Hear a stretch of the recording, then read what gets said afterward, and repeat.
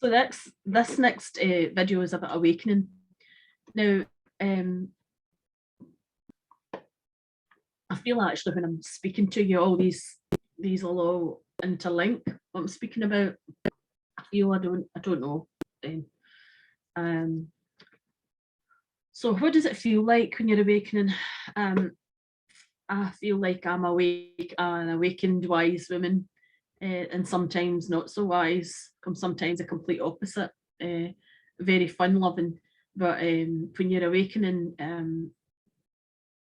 to basically to all that you can be, but awakening to your spirit team, you're knowing that there's another reality, there's another communication going on. It's yours if you want it, but also when you awaken, it's not pleasant. As I told you that in 1988 I had many different things happen, and then when my mum passed a few years after that, it was just been one thing after another. And a lot of people think when you awaken, it's this joyful feeling, and it's not. It's actually sometimes it can be like walking through muck, like thick muck or treacle or something, trying to get a grip on everything, trying to make sense of why this is happening. Now, awakening can be many forms. It can maybe mean that you've just one day you've just wakened up and just thought, I can't do this in this relationship anymore. I've tolerated it for long enough. This is the end. This is today is the last day of this crap or whatever. It could be you just get this waking up one day and you just think, I don't want to stay in this country anymore. I don't want to stay in this street, in this village, whatever it is, or this particular home. I want to move to a completely different, I want to move to Abu Dhabi or something. This might seem crazy to your friends. You might just want to go away yourself somewhere, travel the world, leave all your belongings behind. And people might just think you're crazy. You might just want to give up your job, just say this is enough, this is the last straw, I've had enough, goodbye. Or it could be friends that are around about you just don't associate with anything that they're doing. It's like I suppose it's like the power of association. You've got to be really keep your people close, that keep your energy high. If you're around about people that don't do that, then I would say disengage from that. But again, you can create your own reality. So that there may be many changes coming in. It may be something wonderful's happened to you. You may have won the lottery. You may have a newfound wealth, and it can bring all sorts of emotional roller coasters.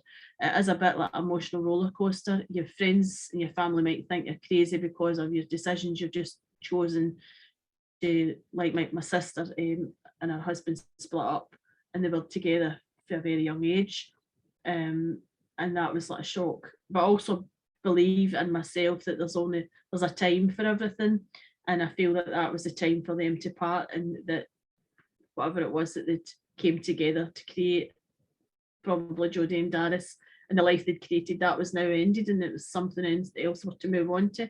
And that was really difficult. The same as it would have been difficult for not just myself but my family when I split up from my ex.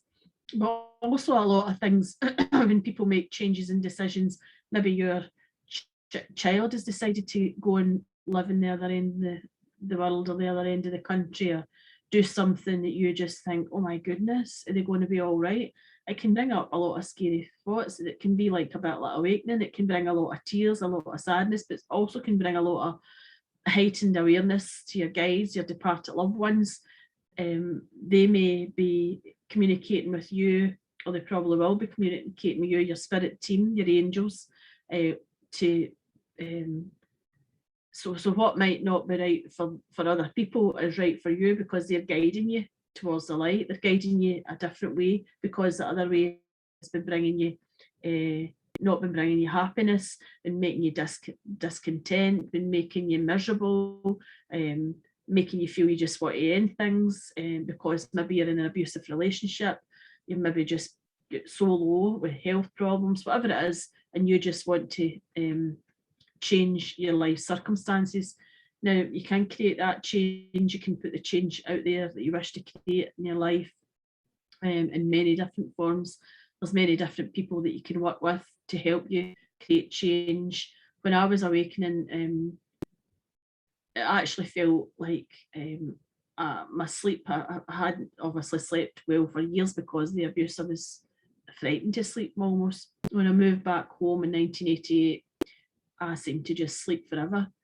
And then it gradually, it took a long time before I really understood what was happening. I was supported, an awful lot of support was given to me, and I didn't have any money or anything, any possessions, anything like that, but none of this matters. This is what I really feel like I could, the younger generation, maybe not just the younger generation, but it seems really apparent the younger generation are so homed in what they can get, and this nice thing and that nice, and there's nothing wrong with having nice things. Of course you want nice things, of course you want you want all the best things in life, but that's not really what it's about. You need to be doing the inner work as well. You need to be addressing your own issues and your own attitudes, your own beliefs, and connecting in more, evolving. I'm trying to. So when you're awakening, you may start to get visions. You may start to experience spirits speaking to you. You may see angels. You may see fairies. You may hear your loved ones, departed loved ones. They may step closer. It can be very, very frightening. I found it very frightening.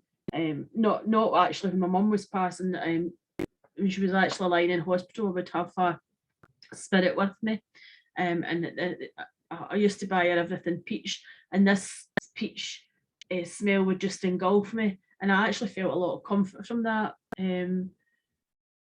But after she passed, I was actually quite freaked out with just some of the experiences, and I would hear speaking, and it was almost as if you were going completely crazy. And there is a fine line, I would say, between that.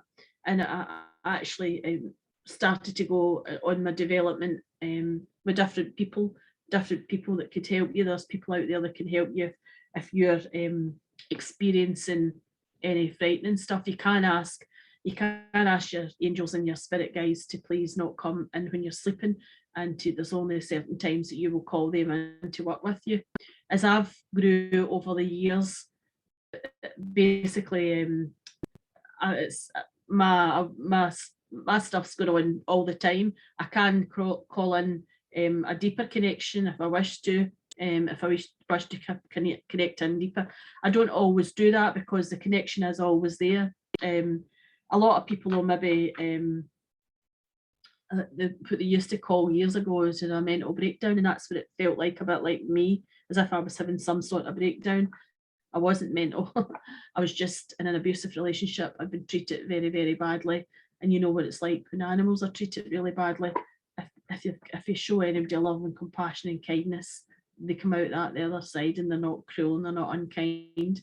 And that was the only thing I was hoping I wouldn't be. I didn't want to be bitter, and I didn't want to be a man hater. Although at one stage I had a thing about people that would take drugs and all that.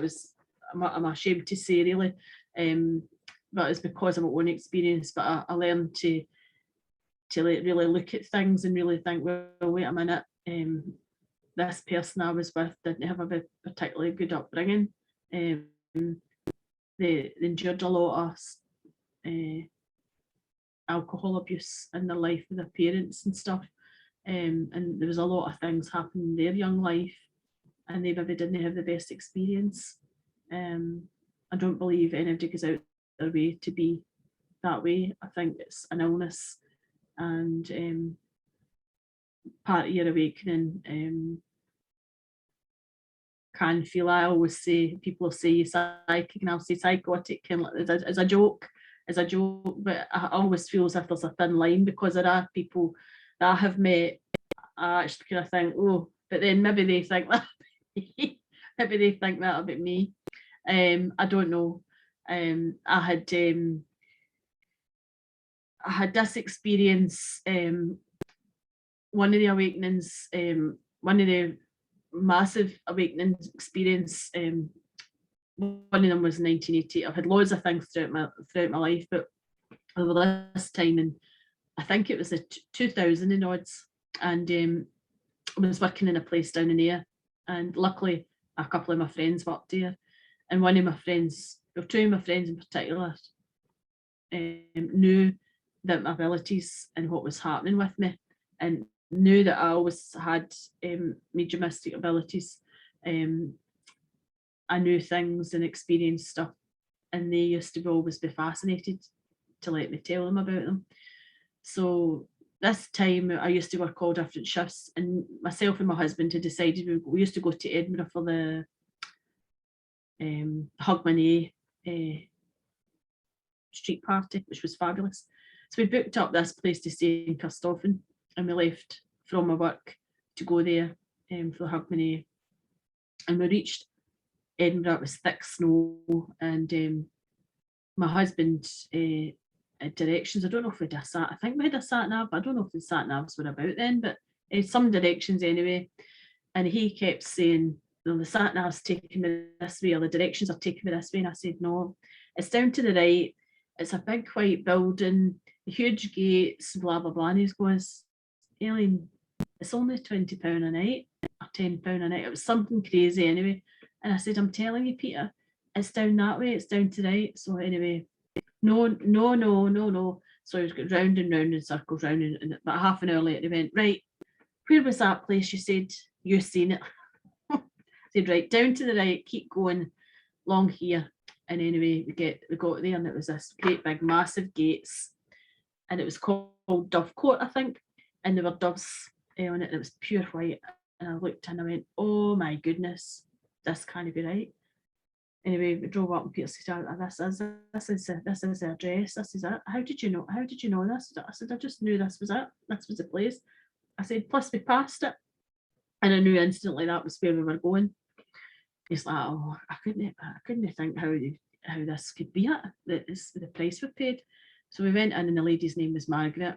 And at that time, I had particular issues with women, just because the way I'd been treated in my own life growing up as a child. And I had this stuff I had to heal from childhood. And this lady was really, really friendly. And she's going, here, going out, let me see what you look like. And it was beautiful cream carpets, glass balconies, and the room was beautiful, a wee ensuite and another wee cupboard beside it. So we got away out for the night. And the next night we were going out. No, we'd come out, went out for the day, and we'd come back in, and she'd all hang all her clothes up. And I said to Peter, why is she doing that? Why is she doing like that? And he says, she's just been nice. And I said, well, I find that a wee bit kind of creepy. I don't know why she's doing that. Why is she being like that? Why is she being so nice? And I thought, that's terrible of me to think that. But when I think back, why somebody would be nice, why they would have an ulterior motive to be nice to you. Anyway, we go away out for the night. We were all dressed up, and she'd said to us when we come in earlier on, let me see you all dressed up, let me see you all dressed up when you go out. So we come down the stairs, chapped on a wee door, nobody was there. And I said, oh, very good, she's not even there. So that confirmed my beliefs about women. And anyway, went away out to the street party, had a really good time, come back in. I don't think whether it was that night or the night after that. I can't actually remember, but one of the nights anyway, we were in my bed, and I wakened up, and the room was full of thick mist, but right high up. And the door, there was a ensuite here, there's a small door, and the other door, which was a kind of cupboard thing, it was wide open. Now we'd shut this door, it was a solid door, we shut the door when we went to my bed. And this great big ginormous man appeared, and he had massive hands, it just seemed to be huge, and all like big ears, big head, these hands like, oh, they were like shovels. And he had said to me, it showed me what was going to be happening. Like my auntie was going to be passing, this my mum's sister, my uncle, and then my other uncle, and they would all go one after the other. And he was saying, but peace will prevail, peace will prevail. Now, when my mum had passed about 10 or 15 years maybe before that or something, My auntie Jean had come over and asked to see my mum's ashes, and I just thought, oh no, I was so heartbroken. It was 27-year-old. My dad says, go up and get the ashes. And she wanted to look inside them, and I said, why would anybody want to do that? And he said, just go up and get them. I said, no, I'm not doing that. And he said, why not? I said, because I'm not doing it. And my dad says, don't be so rude, Aileen. I said, I just think, I felt like saying, how can you say that? So I was upstairs and I was kicking things about and throwing them about. And I just thought, oh my goodness, how can you be like that? And I was trying to be respectful because of my dad and for my mum. I was trying my best to be respectful. And then she came over another time. I think my dad eventually did get the ashes and she looked inside them. And I thought, why are you doing that? Why are you doing that? Are you not realising that we were upset? And to myself, I wasn't saying this out loud. Another time she came over and she said, oh, just get this photo here of your mum. And I'm looking at, oh, I think that's really nice. Here she's bringing a photo. She's changed, obviously she's changed. And she said, no, see that lipstick she's got in there, can you get me that and that necklace? And I said, no, I can't. That's my mum's. I've not decided what we're doing. It's up to my dad what's happening with it. And I just think, what are you all about? And and then she would ask for some clothes back that my mum had half for, and I just thought, my goodness, you're so cruel. I didn't fall out with her, but I didn't really want to be seen. I didn't want to be about her, to be honest. So that gives you that wee bit of that story. So he kept saying peaceful burial, and it was about my Auntie Jean. I'm sure it was my Uncle Jim. I'm sure it was my Uncle John as well. I'm sure it was the three. Anyway, I tried to wake my husband up because I was really, really frightened because the room got really, really icy cold. And I'm kicking him, I'm moving him, I put the light on, and it was just, I thought, please go away, please go away, please go away. So I put the covers over my head, put the light out, and I says, oh, please go away, and you're frightening me, I'm really frightened, please go away, please go away. So anyway, the next again day, I must have eventually fell asleep. The next again day, I was telling my husband what was happening, and he's looking at me, thinking, oh my God, she's went doolally. He's going, and when did this happen? And when's this going to happen? I said, he said in 6 weeks, this is happening in 6 weeks. So anyway, this really, really, really upset me. I was so upset about it because I was thinking, why is this happening? Why am I experiencing this? It frightened me. Anyway, the next again day, we went downstairs and the lady that was there in the house was there for breakfast. And she said, I'm really sorry. No, her husband was there, sorry. He said, I'm really sorry, Margaret's not here. Our friend died last night, John. And this was this man's name, John. And I went, oh. And it started to show me photos and different things. So I didn't know that a friend was unwell.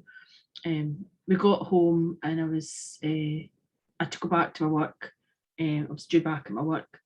And when I got there, they said one of my young people was in the hospital.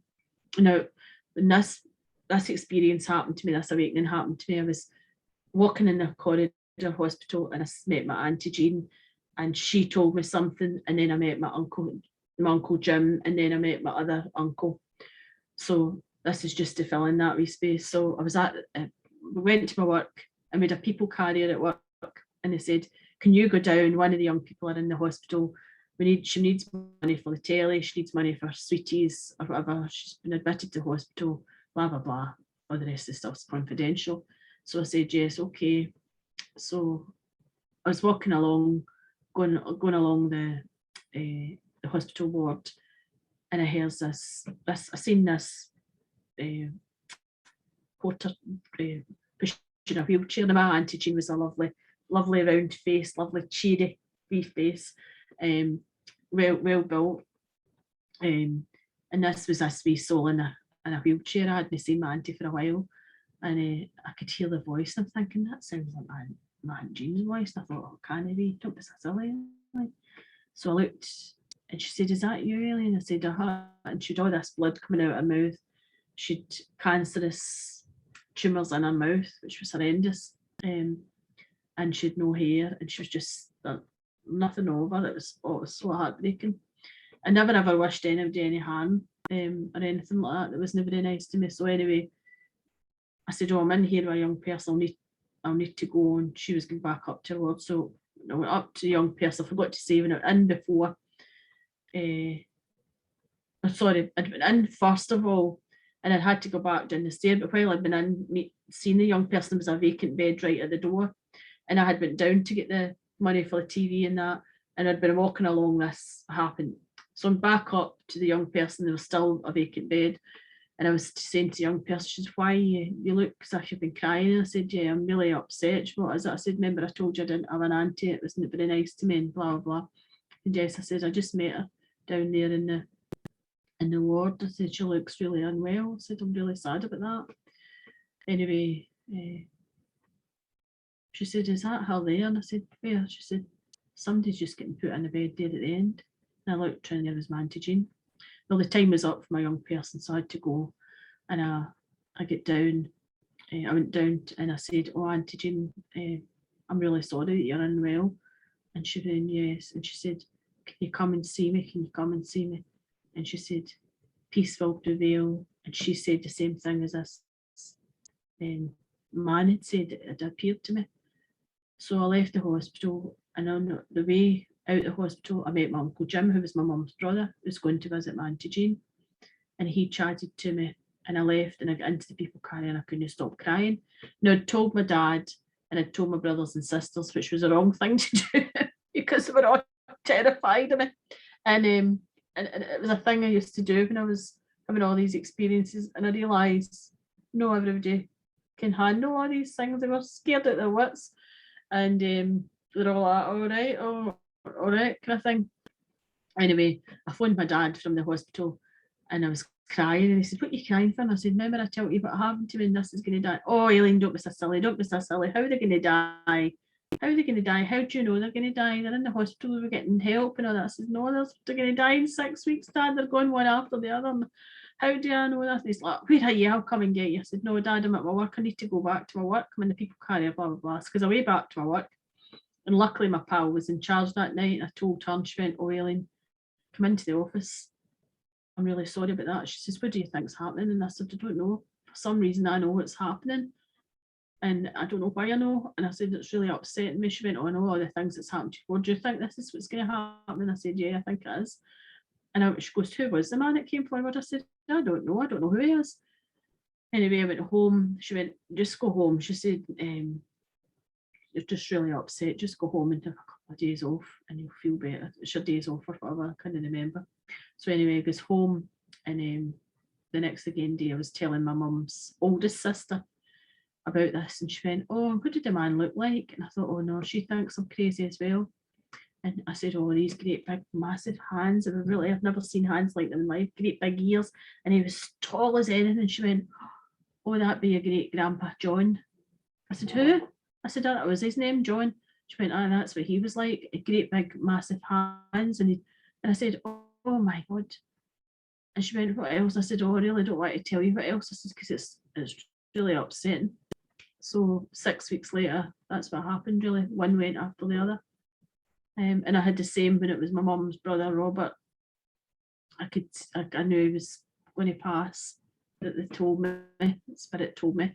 And again, I was crying for weeks about it because I thought, why are they telling me? Why they were preparing me? Because I see it now as a preparing me for what's happening, because so when the people actually, when my aunties and uncles did pass, I've still got, I mean, I've loads of aunties and uncles. My mum was the youngest of 9, and my dad's loads in his family, but it was my mum's side. But I think because of the trauma with my mum, they were wanting to lessen the load about that. And my husband said he started to look at me in a different light because he knew that I'd already experienced. I told him all the stuff I'd experienced, and I think he thought, oh my God, did I get her to hospital or something? But I was a horrible experience. And I've had many experiences like that. So that's just a couple. So I suppose I'm trying to say to you that you're experiencing this, you can ask Spirit to maybe not come in. I don't know whether you'll get as much information as I got, that just to make it a bit, make them a bit gentle on you. Maybe you're not wanting as much information. I don't know at the end of the day if you've got much choice, but you can ask, they will listen to what you're going to say and they will help you, or ask them to help you, or guide you to people that can help you with your development or your awakening. As I said, it's not always a pleasant experience. You maybe feel you just want to be off on your own somewhere, traveling the world if you're able to, or going to a different country and just experiencing different things. You might just be guided to be doing that, and you might get that information. You might just waking up one morning and think, well, I'm off. It just comes in all different forms. So I'll leave that with you. Thank you.